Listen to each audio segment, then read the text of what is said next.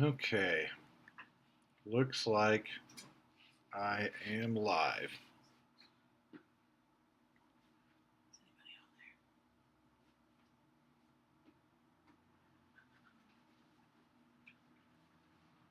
Okay, let's see if I can find this. We'll get started here in just a second. Can't tell, I'm not in my normal location today. There we are. Get my feed up. Okay, let's see if I can find this. Oh, there it is. Turn that down so it doesn't do the loop-de-loop. All right, so anybody has questions, just go ahead and drop them in the question area to, oh, I'm not sure where it's on your screen, to the right maybe.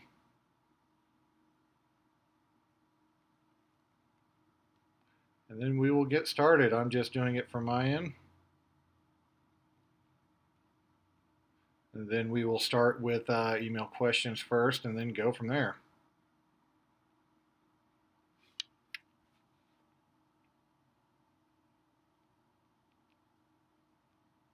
Okay, there we go.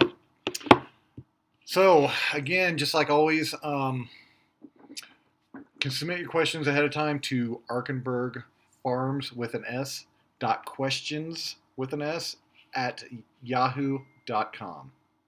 It's the best way to get questions over if you're not able to make it during the time that we have to do this. And we're going to get over and start looking at some questions real quick. So the first one came from Randy. I see a lot of people with drip tape above and below landscape fabric. Does it matter? No, it does not matter. Me personally, I tend to put my landscape fabric actually up, or my drip tape actually above the landscape fabric. I do this specifically so I can actually see it. You put it underneath, you can get mice and things underneath there, and they'll chew through it, and you get a leak, and then you can't find where the leak. And with landscape fabric, it's really hard to get underneath there and actually fix the leak. Now, if you're using plastic culture, like a plastic mulch that's solid, you have to put it underneath. You have a leak, you got to cut the plastic, fix the leak, and then you can tape it back up.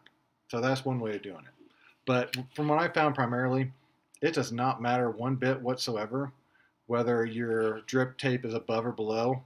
And like I said, I'd prefer to be above. That way I can see it. It will soak right through just like any other landscape fabric.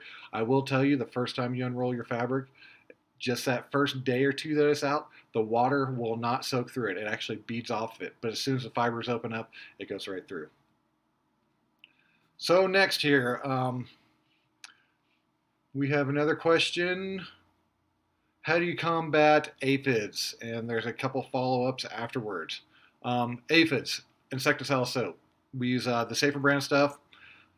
I do that when they are just starting to appear. When they get bad, I will take that and I'll also mix it with Pyganic. And I'll run Pyganic at half the strength that you're supposed to use to apply for just about anything else. So I think that is, oh, let's see, a half a fluid ounce. Don't quote me on this because I always look up the directions on the bottle. I believe it's half a fluid ounce per gallon, and then it's like 4 tablespoons per gallon, if I remember right. Yeah, that sounds about right. And then I just use a good sprayer and just spray a good coating on everything.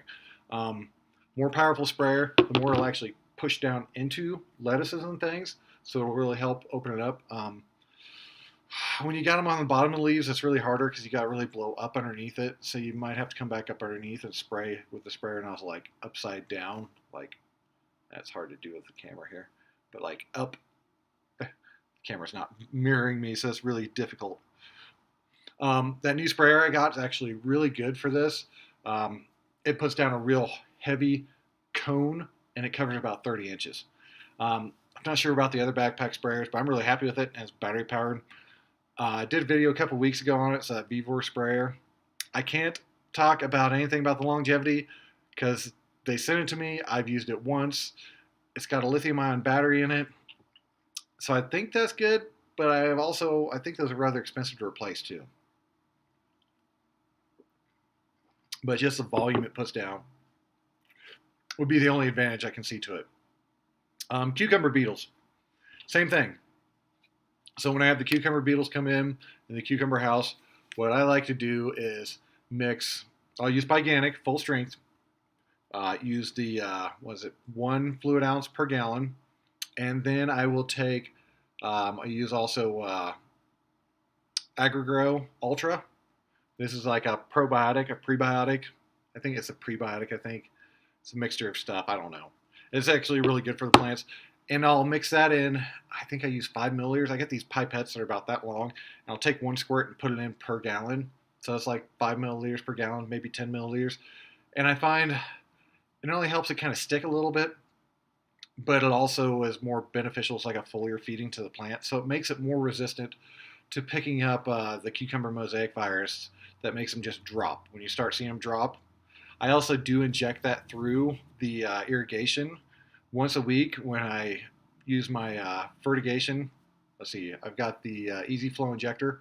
So when I go through and do my fertigation with, I've been using, what have I been using? Mainly, I believe, is the Dr. Earth. Yeah, the Dr. Earth stuff. Yeah, the blue bottle. Because it's omni rated.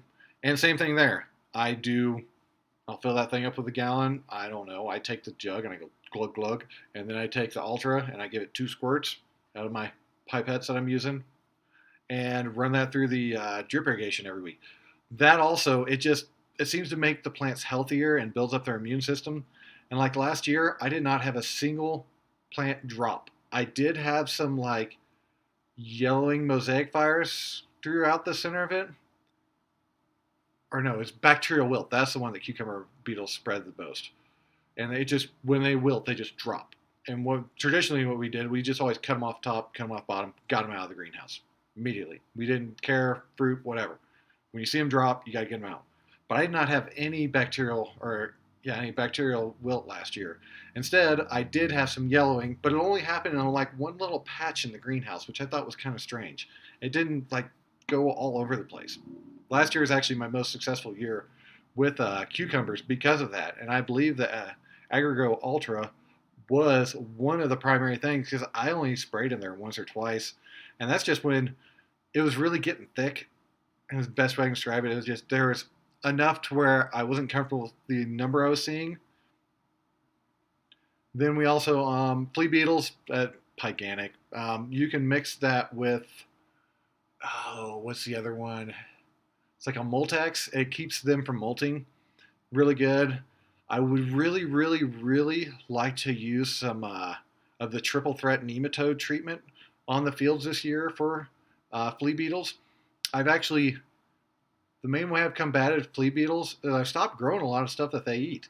All your brassicas, your red Russian kales, they love your mustard greens, they love Hawkeye turnips, like number one, they like love Hawkeye turnips more than anything else I've ever seen. They also love,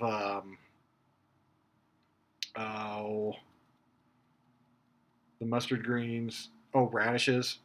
And really, all I really grow now are the radishes, and so they're not so bad. And when they do get bad, I will actually spray them down. I got someone asking, let me get the questions out a little further where I can see them. Percentage of the Pyganic, I've just been using the 1.4. That's where those numbers come, not the 5%. The 5% is actually more expensive, and I'm not certified organic, so I don't technically have to use the 5%, which is classified OMRI for organic farming, where the other one's for organic gardening. As far as I'm concerned, it's the exact same thing, just percentage, and they label it more towards the big farmer that's going to go out and spray 2 acres of it.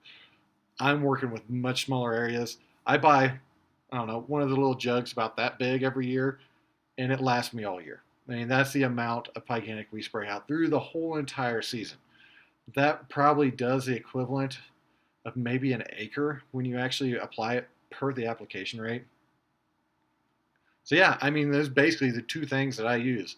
Almost always when I'm doing my treatment, I will use like earlier in the season, pretty much go-to spray is Safer brand insecticidal soap mixed with Pyganic, because I know there's aphids out there, and then I'm hitting something else with Pyganic. So there's a reason why I'm spraying that out there.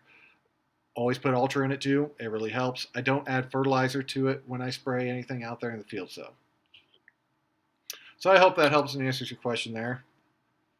Go over and look into our other questions here and see what else we have.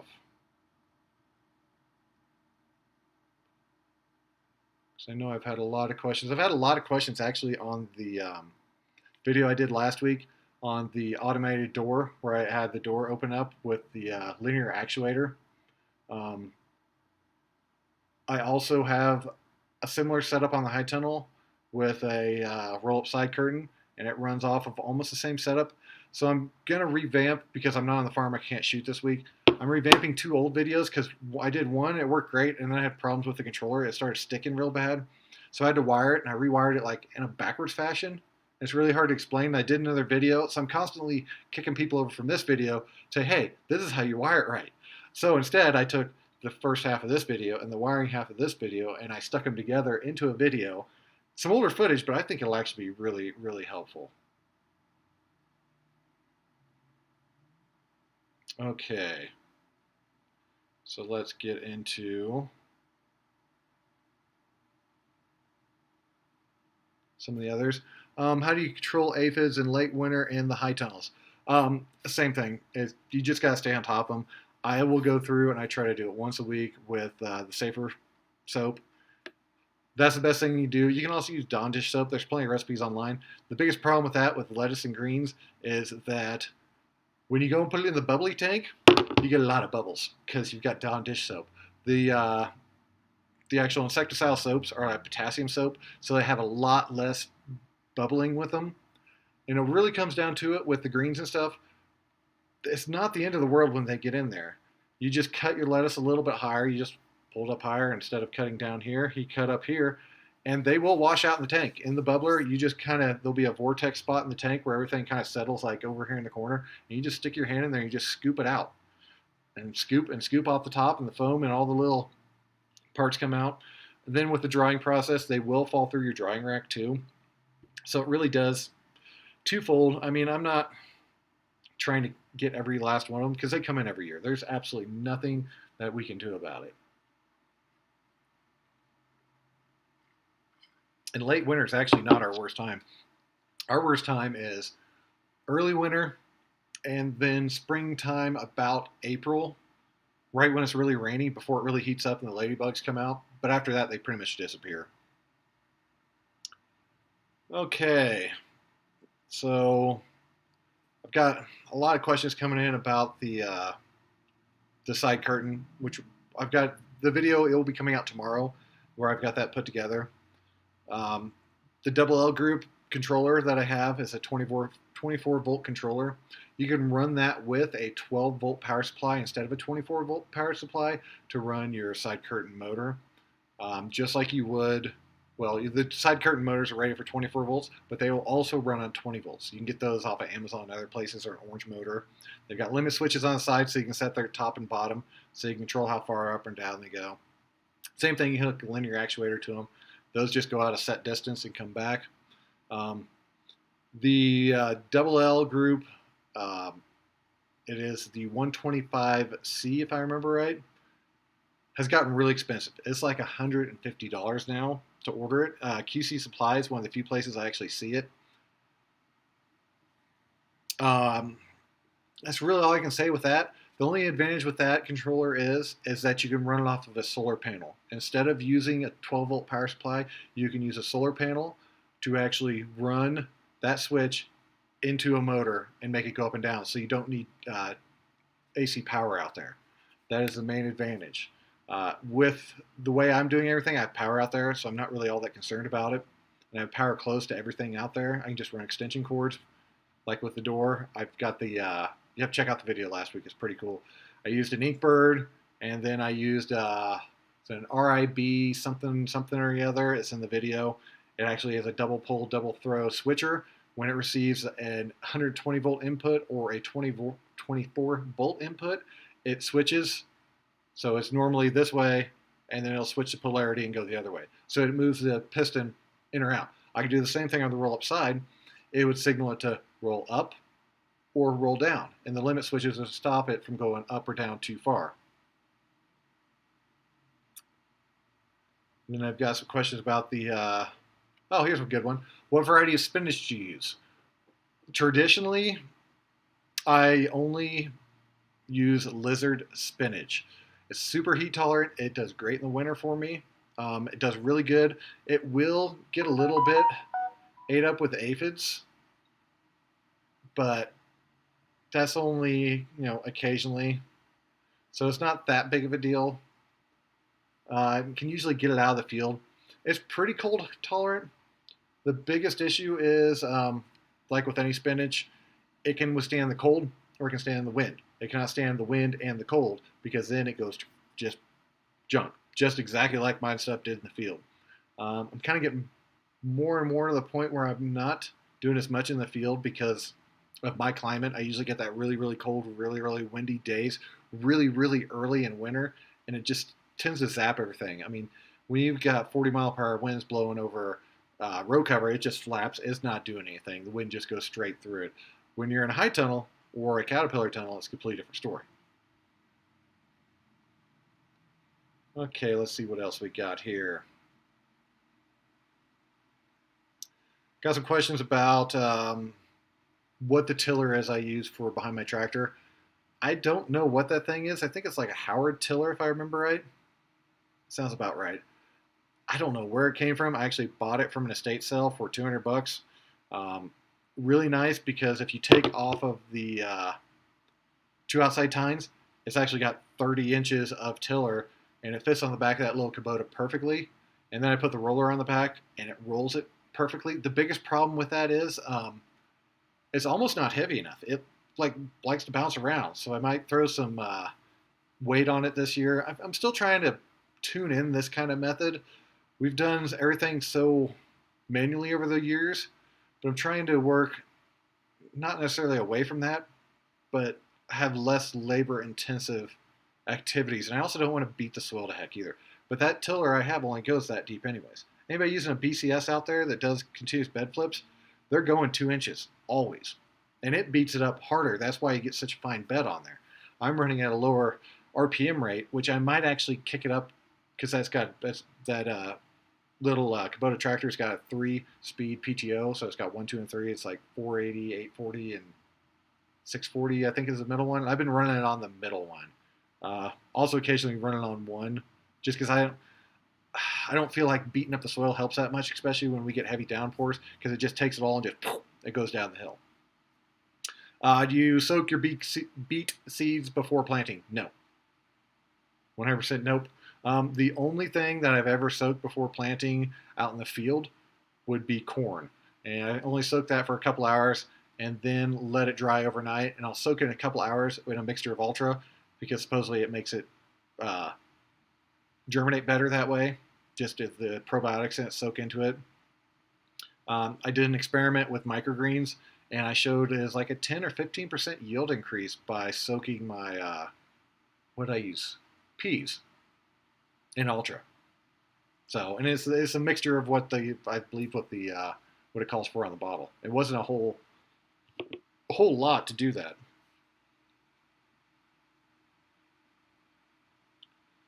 Okay, can you list the part numbers on the actuators and for the automatic door I did last week? No, I can't because I don't know what they are. Pretty simple. Inkbird controller, the one that goes hot and cold. It does both. They make a Wi-Fi model too. I read some stuff on it. Supposedly they like to get fussy for some reason, so I just went with the manual, normal one. And then I got a linear actuator. There's hundreds of them out there. I got the cheapest one I could that gave me the largest stroke that I thought would be adequate.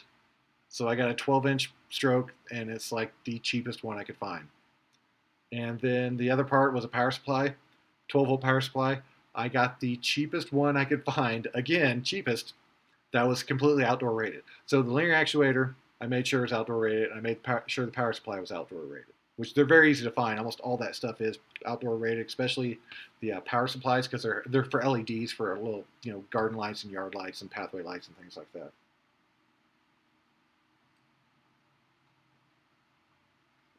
Now I will tell you, mounting that thing to get it to actually work was the biggest pain in the butt of all. I thought pushing and pulling and things like that would work. I also thought I could find an actuator that would just do a 90. Turns out they have those. They're called automatic door openers, and they want about $700 a piece for them because they are for ADA accessibility needs. So anything that is basically listed as a product that's not necessarily required, but almost required in most places, they want a lot of money because they know you have to have it. Commercial buildings, big money projects, big money budgets. For your normal farm or something, these things are probably rock solid. I mean, they work in windy environments. They open a huge glass door. Never have a problem with it. But I can get away doing the same thing with about $100. So that's kind of the way I look at it. And I got somebody else asking about, it's nice to see that there's weeds on your farm because everybody else has weeds and all these other YouTubers don't. And that's because I have a real farm and we are a real profitable farm and we don't have time to pick every darn weed. I can't afford to pay somebody to go out there and pick weeds. I don't have time to go out there and pick weeds constantly. I try to control them the best of all. When I say weed, we don't have necessarily a weed problem as much as we do a grass problem. We have a huge issue with grass. Grass comes in July and just through September. Well, it comes in about June is when it really hits. I'm really going to adjust my planting plan this year. Instead of doing successions of carrots like all throughout the year, I'm going to try to bang them out, heavy plant, nice germination, right at the beginning. I will pick them for as long as I can and then store the rest and sell them. They're still great carrots. If I wait, they get overtaken by the grass. I lose track of them. They get lost. I lost, 4 beds of carrots last year? That's a lot of carrot seed. That's a lot of money in seed I lost. And they were unharvestable, and now that whole area is completely inundated with grass, and that's where my lettuces go this year. So, just needless to say, that's going to be fun. Some other things I'm doing, I'm trying to plant heavy again with like my kohlrabis and my beets and those things. I want to do a real early one, really get a good yield out of all of them. I will probably try for some other rounds of them, and if I lose them, I can just knock them under or tarp them. But that's before the grass gets out of control. That's the biggest thing. I've got to really, really pay attention before the grass gets out of control with me. It's just like anything. Sometimes, not only for the sake of the amount of time it's going to take you to save the crop, it's better just to eliminate it. Knock it out, tarp it, cover it up, till it in, whatever, turn it under, because you're going to spend more time actually saving it than you're going to get out of it. Now, if you're doing a CSA or something, you might be committed that you have to have, that much more variety in your program. And also, if you have a smaller operation and you want to keep your variety going, it can be worth actually saving it. But there's a lot of times, especially if you got 3 or 4 100-foot beds, which 90 for us, when it's gone, it's gone. You just want to give up, save your time, save your backs, save the frustration, because it's no fun being out there trying to get stuff through grass. It is no fun.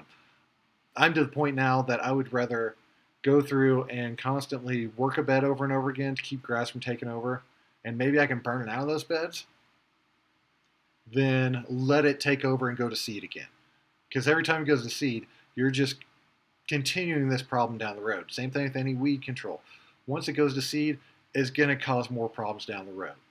So ideally, if you can get the crop out before it goes to seed, then it's not that big of a problem. Early carrots, I see that a lot, especially with our farmers around here.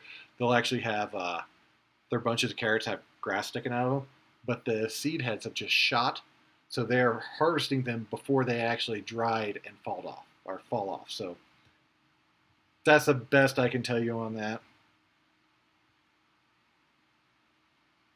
Got somebody where I had a video talking about how I hate tarps because in my environment it's so windy they won't stay down. They say a 10-foot stick of rebar works. That depends on the size of rebar. 10-foot sticks of rebar in different regions are different size. Like here in our region, we use nothing but 1/2 inch, number 4 rebar. Other places around the country, they use number 5 rebar, which is 5/8 of an inch. That 5/8 of an inch actually makes the rebar a lot heavier. I could see 5/8 working. I've tried half inch here because I have it laying around on the farm for other stuff, and it does not work. It picks it up and just throws it off, and it's gone.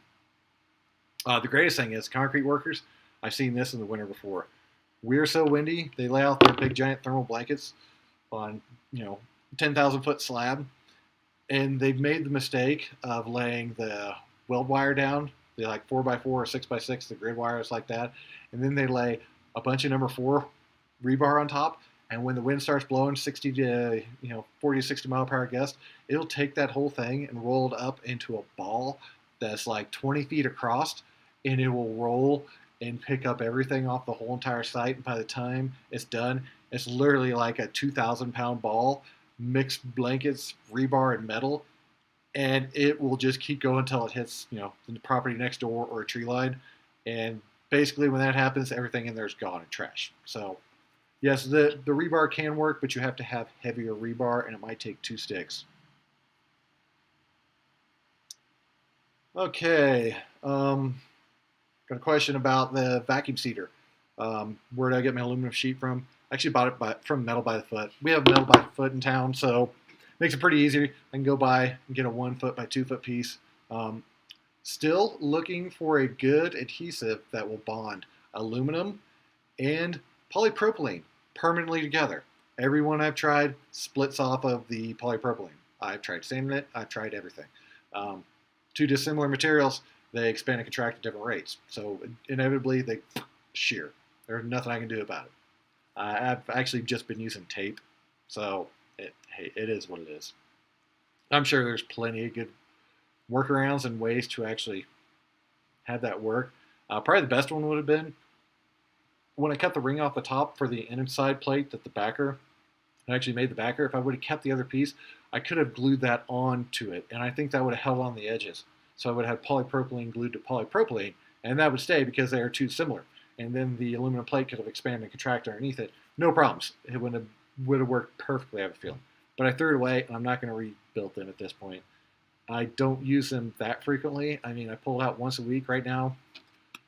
Still debating on the lettuce plan. Either I'm going to do 1 or 2 200 cell flats a week. I have not fully decided yet. I don't know how far I want to push the production this year.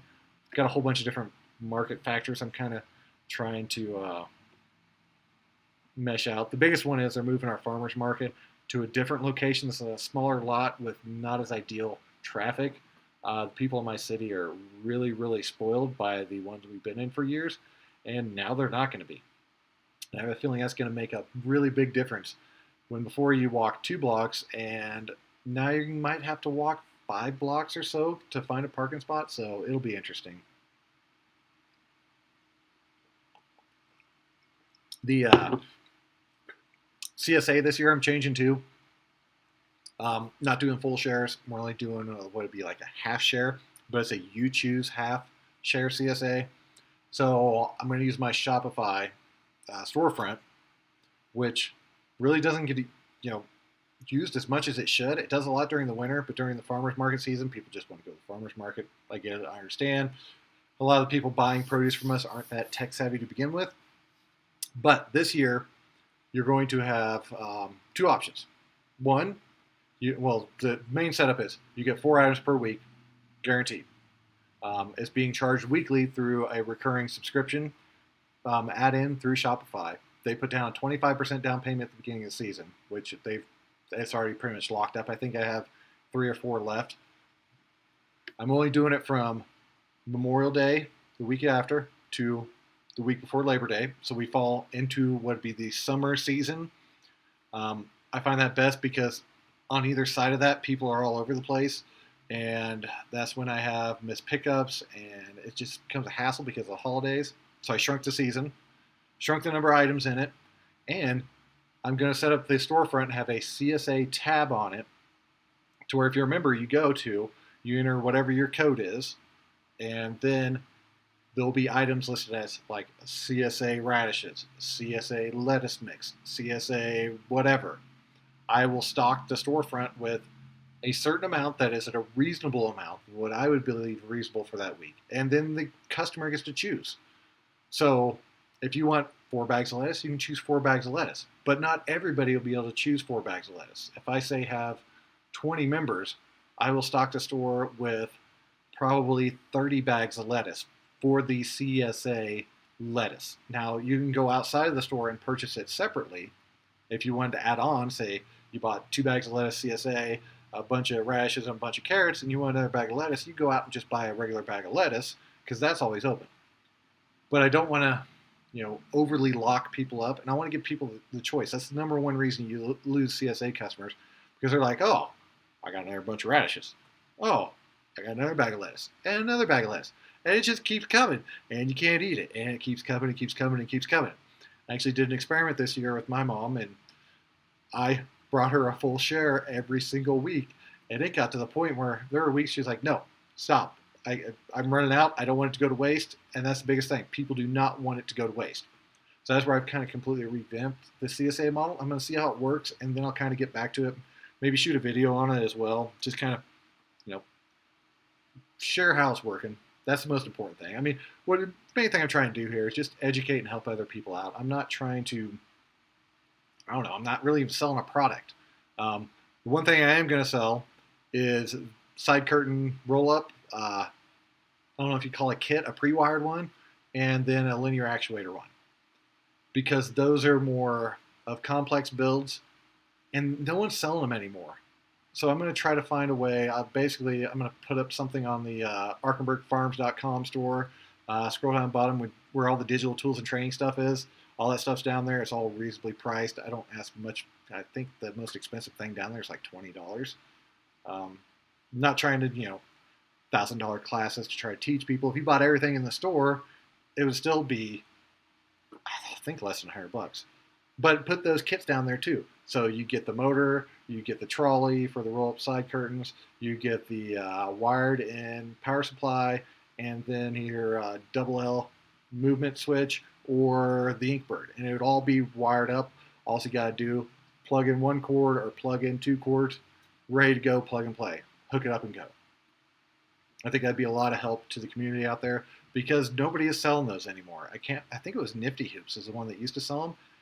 And I think they might have had the same problem with the switch not working, because if they're the ones that were selling them, I spoke with their main person that was actually making them, and they said that they never had any problems with that. So I'm wondering if that switch actually had a problem to where before it would pop in unison, and now it's got like a delay where so both poles will be at one spot, and then that's when they seize and they stick, and then this one moves, but the other one won't move, and it shorts out the power supply and it just doesn't move. So, okay, what else do we have here?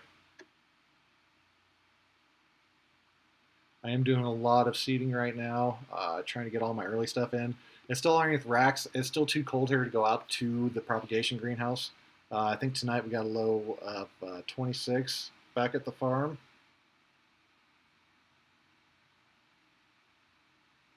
What variety of bunching onions do I plant? Parade. I'm not sure if there's even another variety out there. That'd be the multi-plug, that little scooper tool. I did a video a couple weeks ago.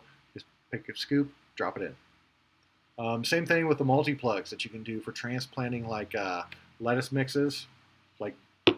Okay, so the multi-plug, same thing. You drop like 10 or 12 seeds per cell in a 200 cell flat. It instead of having one lettuce grow up, it'll have 10 or 12. So you get a nice little leaf spreading. You have to use more intensive fabric. If I remember right, I used a 5 inches between rows, 6 inches in row for that. So I got a really good density of plugs in there. But if you're in an area where you just are inundated with quick growing weeds or grass, that's a good way to do something during the summer. You have to make sure that you get them transplanted while they're still small, because if you have that many lettuces in a little tiny cell, they'll start to get leggy real quick because they're all competing against each other. And when they're that quick or that big, then they'll get leggy and want to fall over on the fabric and they burn off, especially in the summer. I did find that that white on black DeWitt fabric that they're starting to sell now, it's good, but it's woven like loosely. like there's loose wovenness to it, and that's how they get the color to show on one side or the other. And the company I've been getting it through, all season cover, what they're doing is they're taking the 8 foot rolls and they're splitting them down the middle and burning that. So they're not quite 4 foot, and that seam will start to give out quicker because the other side's like fully woven. You can see it when you unroll it. And the other way I figured out, when they repackage stuff, it's on tubes that big. DeWitt sells stuff on tubes that big. This has a big difference. I did order a bunch of 2 foot wide fabric from them this year that I'm going to, which I need to do this spring. I need to get it done before the season comes. Line the rest around the insides and outsides of all of my caterpillar tunnels and greenhouses so the grass has no chance of getting in those around the edges. It doesn't necessarily hurt things. It just looks like crap, and then it starts going back and forth and leaves those little like rainbows on the edge of your plastic where it really hazes it over. Okay. I'm going to wrap this up here in a second. If anybody else has questions, be sure and drop them down in the chat. Okay, the question is about my overhead irrigation system. This is the same one that Farmer's Friend sells. Do you need a 1-inch header to get the gallons per minute or volume? For me, no. I have really, really good water pressure. I think it's like almost 80, and I think I get right about 15 gallons per minute coming out of there. If you want to test it, get a 5-gallon bucket, see how long it takes to fill up the bucket, and then do the conversion. I fill up a 5-gallon bucket, and I think it's probably right about 20 seconds. So it's really quick. And then 20 seconds for 5 gallons. If you want to find out how many gallons per minute, take your time, divide it by 60, and then multiply that by the gallons you got. Did I do that correct? No, 60 divided by the amount of time that it takes to fill a bucket, and multiply that by 5. And that'll give you, the ratio times 5. So I get 3 of those, because 60 divided by 20 would be 3, times 5 gives you my 15 gallons per minute. So yes, for me, 3/4 inch works fine. If you have a lower flow rate, you want the bigger size tubing because it does not put as much drag over a 100-foot run. The longer you run it, the more loss in volume you get because water has friction on the outside of the tubing. Okay, we got another one in the chat. What do you suggest for seedlings that are growing way ahead of schedule because of grow lights? Yes, I have that same issue because I get to going with it.